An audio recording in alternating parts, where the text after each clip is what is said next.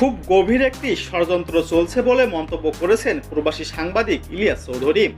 রাতে দেওয়া এক ফেসবুক পোস্টে এই মন্তব্য করেন ইলিয়াস তার ফেসবুক পোস্টে বলেন, আওয়ামী লীগ নিষিদ্ধের পর দেশের রাজনীতিকে অস্থিতিশীল করার জন্য বর্তমান রাজনৈতিক দলগুলোর একটিকে আরেকটিকে সাথে পরিকল্পিত কোন্দল সৃষ্টি করা হচ্ছে। এজন্য জামাত শিবিরের কর্মীদের নামে ফেক আইডি খুলে বিএনপির বিরুদ্ধে অশ্লীল কমেন্ট আর পোস্ট দেওয়া হচ্ছে উল্লেখ করে তিনি আরও বলেন, একই সাথে বিএনপির কর্মীদের নামে ফেক আইডি খুলে জামাত শিবিরের বিরুদ্ধে আপত্তিকর পোস্ট কমেন্ট ছড়িয়ে দেওয়া হচ্ছে। হারফিক মজুমদারের একটি গ্রুপ থেকে এই কোন্দল ছড়ানোর পরিকল্পনা নিয়েছে আওয়ামী লীগ, ছাত্রলীগ আর সিআরআই এর ফুটফুটে সন্তানেরা।